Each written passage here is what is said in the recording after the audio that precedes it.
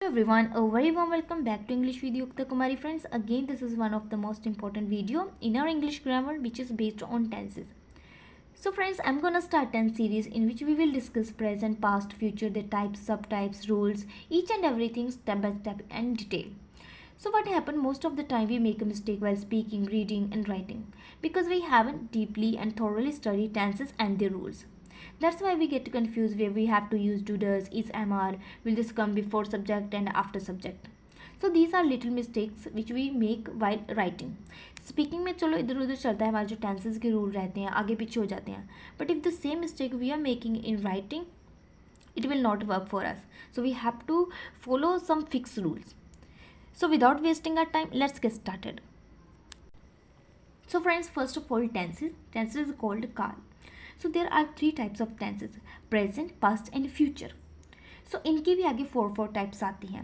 If I talk about only present, there will be four types of present. First is present indefinite, which we are going to discuss in this video. Then present continue, present perfect, and last one is present perfect continue.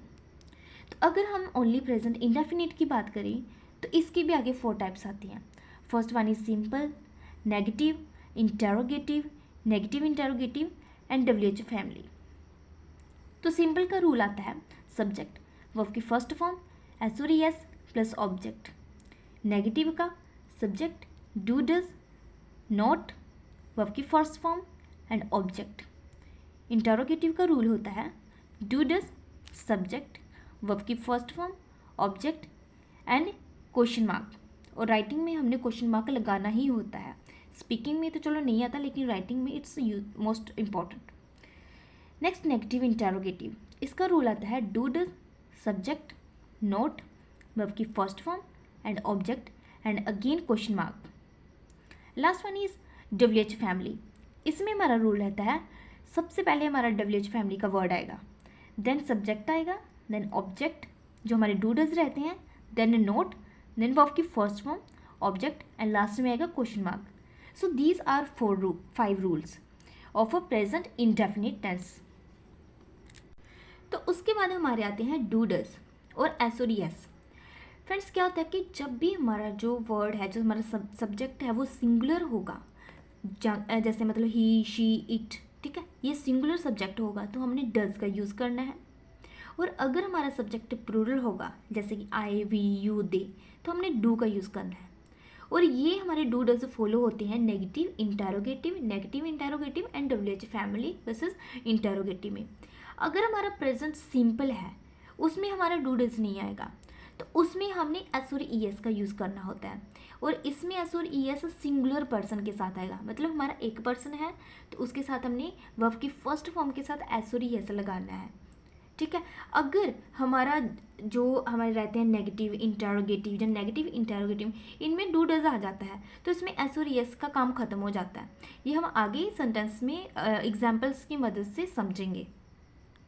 So friends, first example is मैं पत्थर लिखती हूँ. ठीक है, ये हमारी एक example है. सबसे पहले हमें देखना होता है कि जो सेंटेंस है किस कैटेगरी का है. अगर प्रेजेंट का है तो प्रेजेंट की किस कैटेगरी का सेंटेंस है. तो ये मैं पत्थर लिखती हूँ, ये प्रेजेंट सिंपल का सेंटेंस है, तो इसको मैं बोलूँगी आई राइट अ लेटर. सो आई क्या है यहाँ पे ये मेरा प्लूरल है और ये एज अ सब्जेक्ट काम कर रहा है.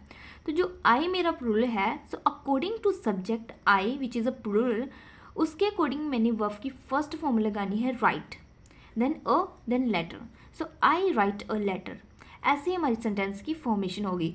और हमने कैसे लगाया, मोस्ट ऑफ द टाइम जो हमारे स्टूडेंट्स होते हैं का यूज़ नहीं करते.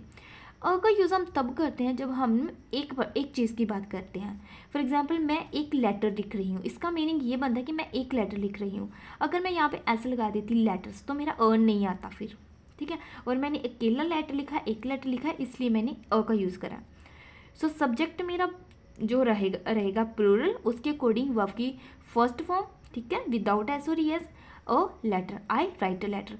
और इसी सेंटेंस को अगर मैं बोलूँ कि वह लेटर लिखता है तो मैं बोलूँगी ही राइट्स अ लेटर. सो देखा आपने कि जो हमारा सब्जेक्ट है ये हमारा सिंगुलर है, तो सिंगुलर सब्जेक्ट के अकॉर्डिंग मैंने वर्ब की फर्स्ट फॉर्म के साथ एस लगा दिया है. सो ही राइट्स अ लेटर. यहाँ पे मैंने अकेला अगर मैं राइट लिखती तो ये गलत हो जाता। ठीक है, ये चीज़ का हमने ध्यान रखना है राइटिंग में कि सिंगुलर पर्सन होगा तो वर्ब की फर्स्ट फॉर्म के साथ एस ओ या ई एस लगा आ जाएगा, जो कि हमारा प्रेजेंट सिंपल का सेंटेंस रहता है। आगे हम बात करते हैं नेगेटिव की। तो नेगेटिव में क्या आएगा, डू डज नॉट आएगा, जो हमने अभी रूल में देखा। इसी सेंटेंस को अगर मैं बोलूँ कि मैं लेटर नहीं लिखती तो मैं कहूँगी I do not write a letter. ठीक है, तो आई गया मेरा यहाँ पे एक सब्जेक्ट है और ये प्लूरल है, तो प्लूरल के अकॉर्डिंग मैंने यहाँ पे डू लगाया है और not and write a letter. और इसी को अगर मैंने बोला कि वह लेटर नहीं लिखता तो मैं कहूँगी he does not write a letter.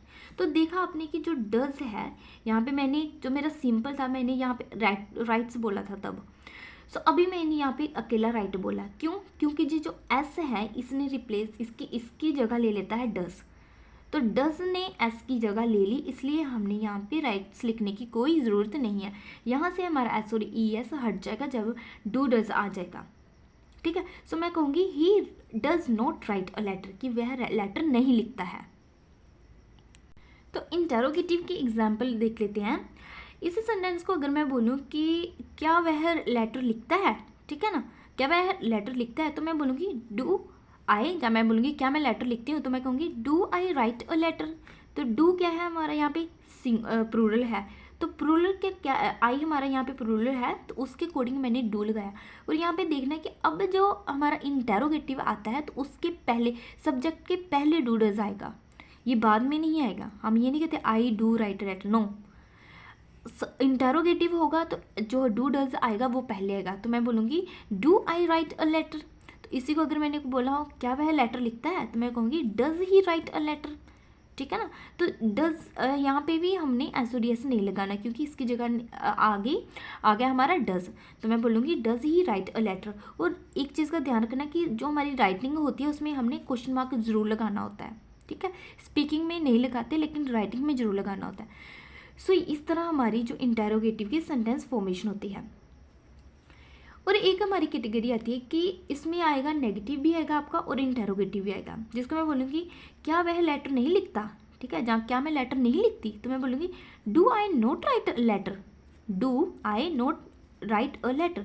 So do पहले आएगा, फिर सब्जेक्ट आएगा, फिर नोट आएगा, फिर वर्ब की फर्स्ट फॉर्म आएगी। ये हमारी सेंटेंस फॉर्मेशन होती है और ये हमने अकॉर्डिंग टू रूल चलना होता है।